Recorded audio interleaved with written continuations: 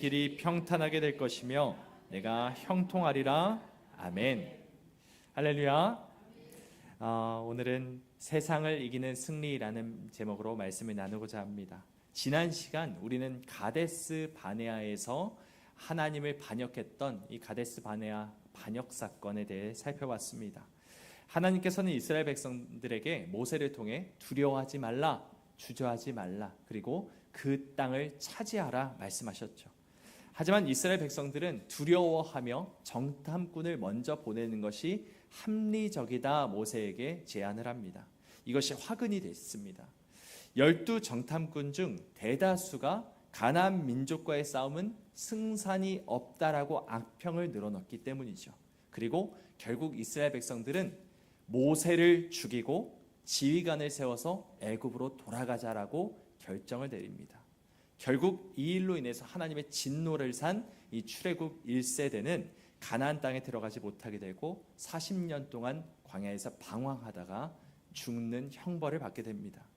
결국 이들은 하나님의 방법을 신뢰하지 못하고 자신의 지혜를 의지하여 멸망을 당하게 됐죠. 여러분, 이 자리에 있는 우리 역시도 출애굽한 이스라엘 백성들과 같습니다. 하나님의 은혜로 구원을 받고 믿음의 여정에, 그 믿음의 길로 들어섰습니다. 그런데 우리는 가끔은 착각을 할 때가 있습니다. 믿음의 길을 들어선 것이지 우리의 모든 그 길을 달려갈 길을 마친 것이 아닌데 마치 우리는 이미 이 여정이 끝난 것처럼 생각하며 그렇게 제자리에 주저앉아 있을 때가 있다는 것입니다. 끊임없이 앞으로 나아가야 하는데, 믿음의 진보가 있고 진전이 있어야 하는데, 하나님의 명령하시면 그 명령대로 순종하며 선한 싸움을 끝까지 싸워야 하는데 이 땅에 속해서 멈춰 있지는 않은지요. 가데스 바네아에서 불순종하며 반역했던 이 이스라엘 백성들처럼 세상 방법을 의지하고 또한 세상을 두려워하며 믿음의 길을 가는 것을 주저하고 있는 우리의 모습은 없는지를 생각해 보길 원합니다. 여러분, 우리의 믿음의 여정은 아직 끝나지 않았습니다. 주님 오시는 그날까지 우리는 계속해서 달려가야 합니다. 여전히 남은 코스가 많이 있습니다. 사도 바울은 우리에게 이렇게 고백합니다. 우리 함께 읽어보겠습니다. 시작. 내가 이미 얻었다 함도 아니요 온전히 이루었다 함도 아니라 오직 내가 그리스도 예수께 잡힌 바 된 그것을 잡으려고 달려가노라. 앞에 있는 것을 잡으려고 표대를 향하여 그리스도 예수 안에서 하나님이 위에서 부르신 부름의 상을 위하여 달려가노라. 아멘. 여러분, 우리는 끝까지 선한 싸움을 싸우고 이 믿음의 길을 달려가야 합니다. 이것이 바로 하나님의 나라의 백성된 우리 모두의 본분입니다. 오늘 이 시간 우리 모두에게 믿음의 진전이 있길 소망합니다. 달려가다 지쳐 혹시 주저앉아 계셨던 분들이 계시다면 다시 한번 하나님의 말씀으로 힘을 얻고 일어나서 표대이신 예수 그리스도를 향하여 달려나가는 우리 모두가 되기를 간절히 소망합니다. 오늘 본문 말씀은 여호수아서죠. 여호수아서는 가나안 민족과 전쟁을 치르고 정복한 땅을 이스라엘 백성들 12지파에게 분배한 내용들이 나옵니다. 이스라엘 백성이 어떻게 가나안 민족과 전쟁을 치렀는지, 그리고 이들이 어떨 때 승리하고 어떨 때 패배를 했는지가 상세하게 기록되어 있습니다. 그 가운데 오늘 본문에 속한 여호수아 1장부터 1장 1절에서 9절 말씀은 여호수아서 전체를 관통하는 핵심 메시지라 할 수 있습니다. 하나님의 명령대로 가나안 땅을 취하되 가나안 민족과 가서 싸우되 어떻게 싸워야 할지를 여호수아에게 가르쳐 주시는 것이 바로 오늘 본문의 말씀입니다.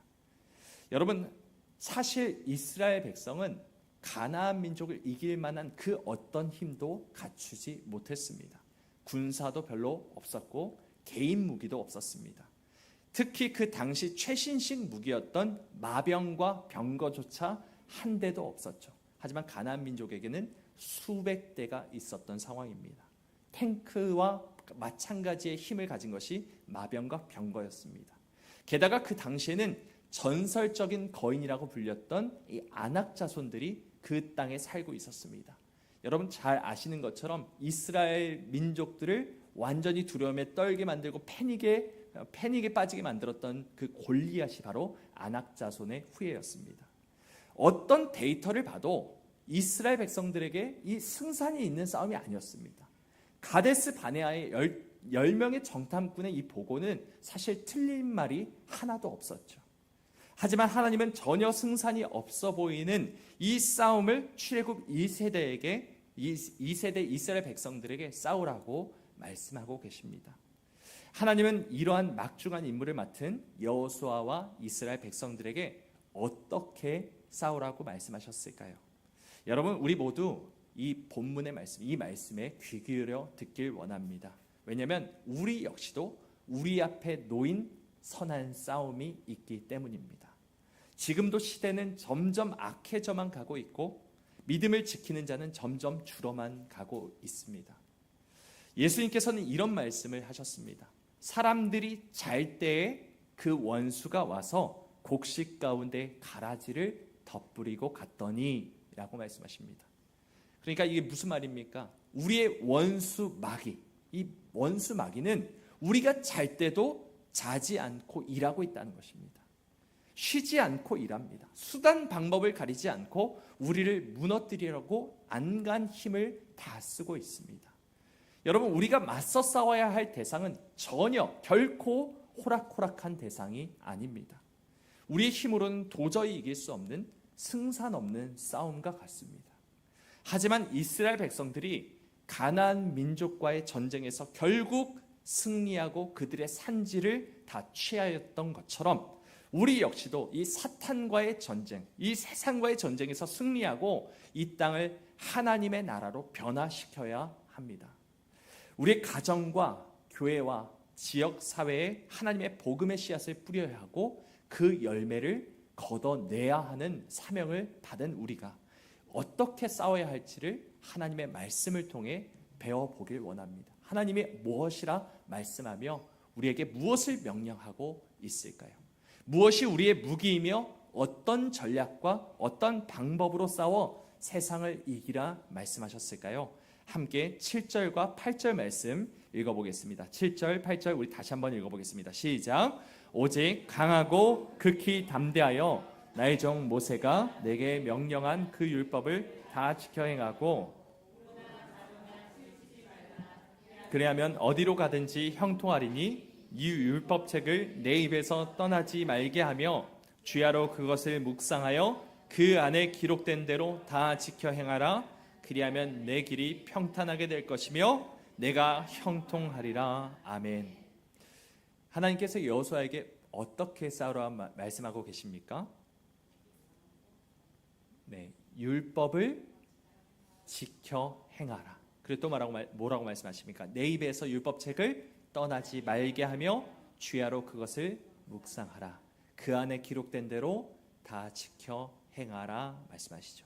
여러분, 이것이 하나님의 명령의 전부였습니다. 전쟁을 앞둔 사람에게 이 율법을 다 지켜 행하고 입에 떠나지 말게 하고 묵상하라라고 말씀하신 것이 어떻게 싸우라 말씀하신 그 전쟁 방법의 전부였습니다. 여러분, 기가 찰 노릇이죠.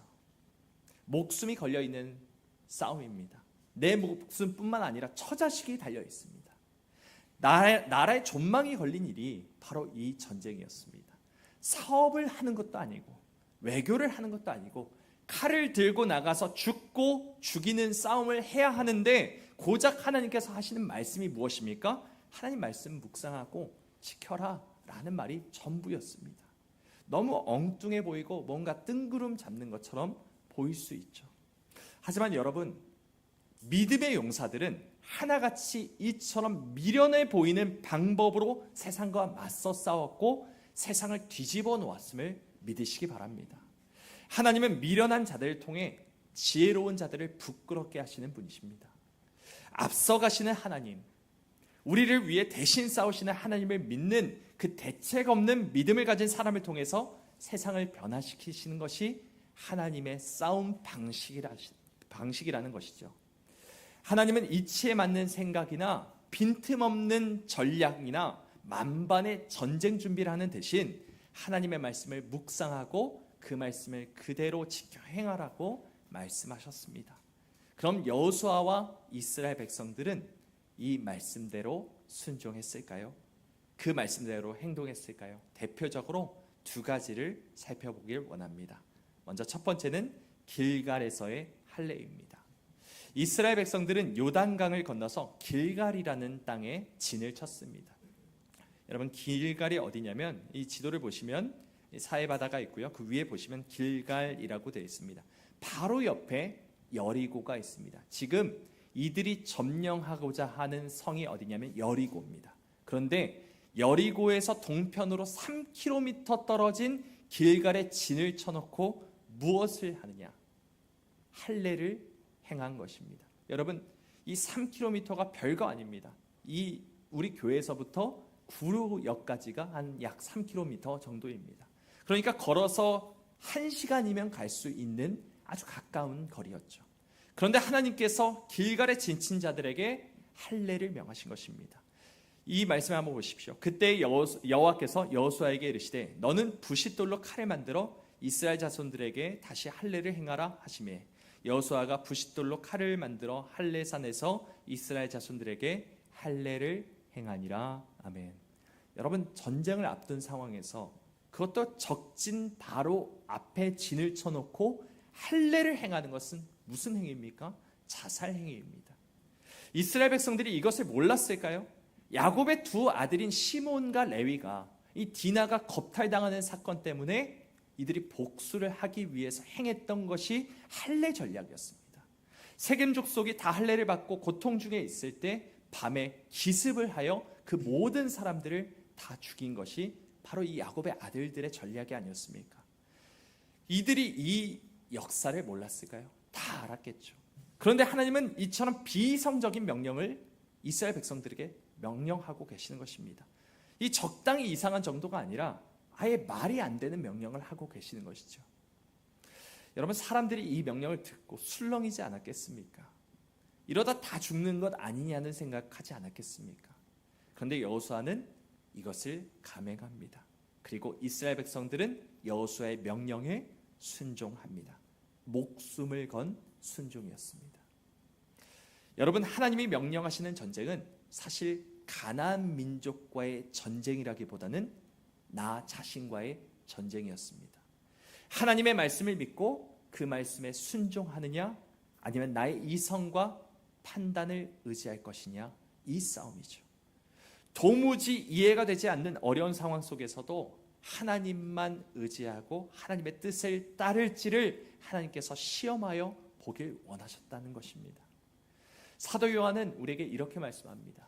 세상을 이기는 승리는 이것이니 우리의 믿음이니라. 믿음이 바로 우리에게 승리를 가져다 줍니다. 하나님의 말씀에 의지함이 세상을 이기는 승리라는 것입니다. 우리가 직접 세상과 맞서 싸울 필요가 없습니다. 우리가 전부 해야 될 우리의 모든 일은 하나님의 말씀을 듣고 그 말씀을 따르는 순종이라는 것이죠. 결국 세상을 이기는 것은 우리의 힘이나 능력으로 하는 것이 아닙니다. 하나님의 판단을 믿느냐, 나의 판단을 믿느냐, 하나님의 말씀을 믿느냐, 사람의 지식을 믿느냐 하는 싸움이죠. 여러분, 하나님께서 우리를 망하게 하시겠습니까? 결코 그렇지 않습니다. 하나님은 나보다 나를 더 잘 아시는 분이시며 가장 좋은 길로 인도하시는 분이십니다. 우리가 정말로 이 사실을 믿는다면 하나님의 뜻에 순종하길 원합니다. 우리가 아직 죄인이었을 때, 세상에 속해 살았을 때를 한번 여러분 생각해 보십시오. 내 계산과 내 방식에 따라서 살아보니까 어떤 것이 남았습니까? 과연 그 길에 참된 기쁨과 평안이 있었습니까? 아무것도 남아있는 것이 없습니다. 내 뜻대로, 내 방식대로, 세상의 지식대로 그렇게 살았을 때는 아무런 열매도 없고 세상을 이기는 승리도 거두지 못했고 겨우 자기 자신만 생각하며 살아가는 것이 전부였습니다. 여러분, 하나님이 가라 하시는 길을 걷는 것은 미련해 보입니다. 경쟁하여 남을 밟고 치고 나가야 성공하는 경쟁 사회 속에서 바보같이 손해보며 살아야 하는 것이 도무지 납득이 되지 않는 것처럼 보일 때가 많이 있죠. 자기 개발과 처세술과 여러 가지 투자를 통해서 더 안정적인 생활 기반을 마련해야 할 것 같은데 자족하라 하십니다. 나눠주라 하십니다. 버리라 하십니다. 그러니 도무지 이것이 이해가 되질 않습니다. 나를 미워하는 저 원수까지도 하나님께서 사랑하라 하시는데 이것이 내 양심을 찌르고 이 사람을 정말 사랑해야 하는가라는 그런 번민이 있을 때 다 내려놓고 도망가고 싶을 때도 참 많이 있죠. 하지만 여러분, 주님이 걸으라 하시는 그 길이야말로 세상을 이기는 승리를 얻게 하는 길임을 우리가 믿으시기 바랍니다. 이것이 바로 믿는 자의 길이요, 하나님의 군사된 우리가 걸어가야 할 길임을 믿고 한번 걸어갑시다. 그러므로 여러분, 하나님의 선하시고 기뻐하시고 온전하신 뜻이 무엇인지를 날마다 묻고 물으며 하나님의 말씀에 기대시기 바랍니다. 그리고 가라 하시는 그 길로 한번 우리의 몸을 던져보길 원합니다. 항상 말씀을 주야로 묵상하며 그 말씀을 입에 두며 말씀을 지키라 하신 오늘 여호수아에게 명령하신 그 말씀을 우리도 한번 지켜 행함으로써 하나님이 어떤 일을 행하실지를 기대하며 살아가는 우리 모두가 되기를 간절히 소망합니다. 두 번째, 여호수아는 어떤 전쟁을 치렀을까요? 여리고 전투를 치릅니다. 할례를 마치고 전투 준비를 마친 이스라엘 백성들은 하나님의 명령을 따라 여리고 성을 점령하기 위하여 사다리를 만들고 공성병기를 만들었습니다. 맞습니까? 그렇지가 않았죠. 무엇을 합니까? 그냥 성을 한 바퀴 한 바퀴 하루에 한 바퀴씩 돌기 시작합니다.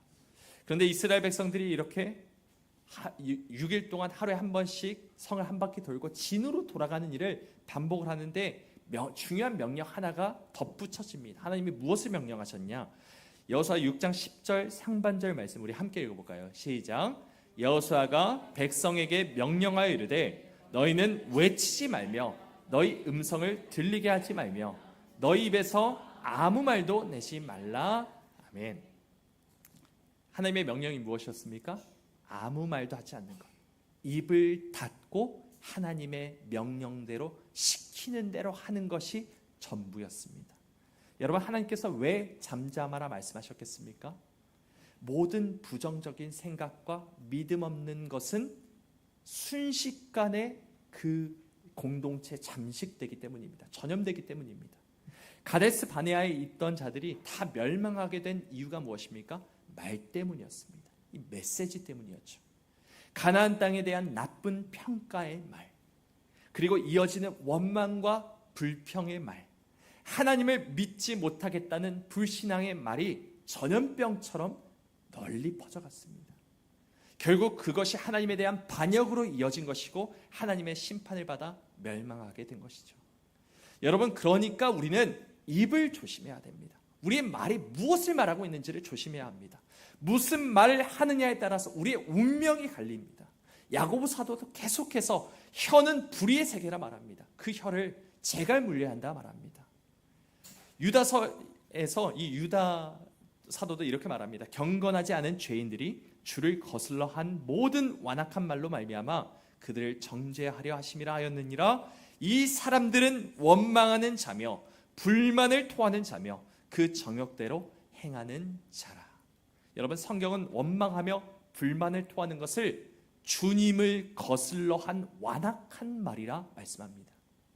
하나님의 뜻을 따르기는커녕 하나님의 대적이 되어 하나님을 거스르고 완악한 말을 토해내는 죄인들을 하나님께서 정죄하시며 심판하신다 말씀하고 계시는 것이죠. 왜 그렇습니까?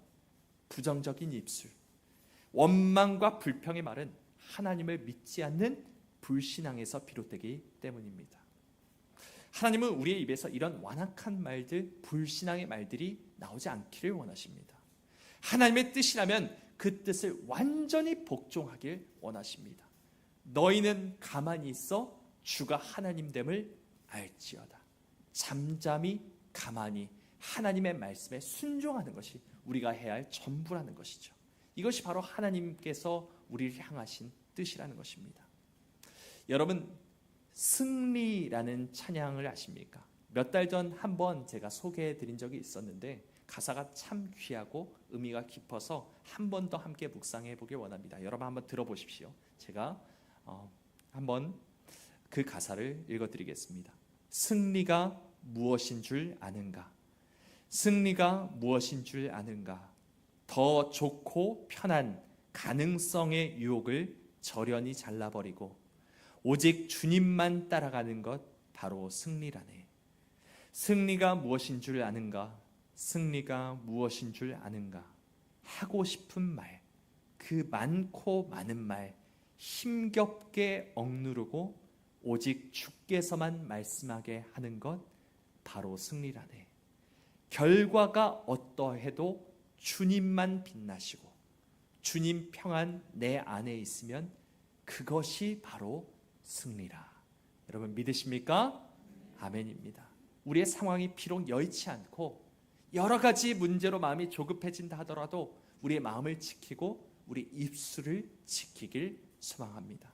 그것이 바로 믿음을 가진 하나님의 군사의 모습입니다. 여러분, 전쟁을 하려고 여리고성까지 왔는데 성 주위만 맴맴 돌고 있으니 이스라엘 백성들 머릿속에는 별별 생각이 다 들어왔을 것입니다. 성만 돌고 있는 이스라엘 백성들의 모습을 보고 성 위에 있던 여리고 백성들이, 그 군사들이 얼마나 비아냥대며 욕을 했겠습니까? 너희들이 뭐하러 왔느냐 하지 않았겠습니까? 그럼에도 이들은 하나님의 명령을 따라 조용히 묵묵히 하나님의 말씀대로 하루하루 성만 돌았습니다. 그리고 7일째가 되는 날은 성을 7바퀴를 돕니다. 그리고 때가 되었을 때 하나님의 명령이 떨어지는 그 시간에 모든 백성이 일제히 함성을 지르고 나팔을 불었습니다. 그때 무슨 일이 일어납니까? 여리고 성벽이 그냥 무너지는 것이죠. 성벽이 없는 여리고 사람들은 말 그대로 전에 갈렙과 여호수아 갈렙이 이들은 우리의 먹이라 말했던 것처럼 정말 먹이가 되고 말았습니다. 이사야 29장은 이렇게 말씀합니다. 그러므로 내가 이 백성 중에 기이한 일, 곧 기이하고 가장 기이한 일을 다시 행하리니 그들 중에서 지혜자의 지혜가 없어지고 명철자의 총명이 가려지리라. 여러분, 이것이 하나님의 싸움 방식입니다. 기이합니다. 전에 없던 아주 기이하고 놀라운 방식으로 대적을 무너뜨리시는 것이 하나님의 전략이고 하나님의 싸움 방식이라는 것입니다. 그 가운데 가장 기이한 싸움 방식이 하나 있습니다. 그것이 무엇이냐? 십자가입니다. 예수님께서 십자가에 달려 죽으심으로 무엇을 이기셨냐? 죽음을 죽이셨습니다. 예수님께서는 죽으심으로 죽음을 죽이신 분이십니다. 예수님이 십자가에 달리심으로 원수의 머리를 부서뜨리셨습니다. 바로 이런 그림처럼 말이죠. 예수님께서는 십자가에 못 박히셨지만 그 가운데 그 발꿈치를 물고 있는 그 뱀의 머리까지도 상하게 하십니다. 예수님께서 세상을 이기시기 위해 하신 것이 무엇입니까? 겉으로 보기에는 아무것도 없습니다. 마치 도살장으로 끌려가는 어린 양처럼 말 없이 십자가에 죽으신 것이 그가 하신 전부였습니다. 12군단 더 되는 천군 천사를 부릴 수 있는 예수님께서 아무 힘없이 사람의 손에 끌려가셨고 채찍에 맞으셨고 십자가에 못 박히셨습니다. 왜 그러셨습니까? 이것이 하나님이 계획하신 하나님의 싸움 방식이셨기 때문입니다. 예수님은 하나님의 말씀에 철저히 복종하십니다. 결국 말씀에 대한 그 순종으로 인해서 죄와 사망이 그 힘을 잃어버리고 세상은 주님 안에서 평화를 되찾게 되는 것이죠. 이것이 바로 예수님이 거두신 승리였습니다. 사랑하는 여러분, 이제 우리 차례입니다. 이미 승리를 거두신 예수님을 따라서 세상과 맞서 싸우는 우리 모두가 되기를 간절히 바랍니다. 이 싸움은 하나님께 속한 싸움입니다. 모든 싸움은 하나님이 하실 것입니다. 하나님께서 우리를 위하여 싸우실 것입니다. 우리의 몫은 무엇입니까? 말씀을 지키고 그 말씀을 묵상하고 그 말씀을 믿음으로 지켜 행하는 것입니다. 이것이 전부입니다.